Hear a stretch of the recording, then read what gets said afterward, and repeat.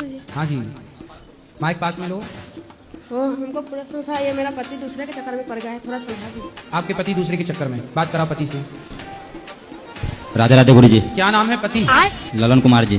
कौन थी वो? कौन थी? गांव की थी। तो उसका पति उससे बात नहीं करता था क्या? करते थे, कुछ दिन पहले एक्सपायर हो तो गया। दोनों पति पत्नी के बीच में तुम्हें क्यों घुसना है? जब वो अपना पति पत्नी बातचीत कर रहे थे, प्यार से थे, तो तुम दूसरे की औरत को क्यों सेट कर रहे हो?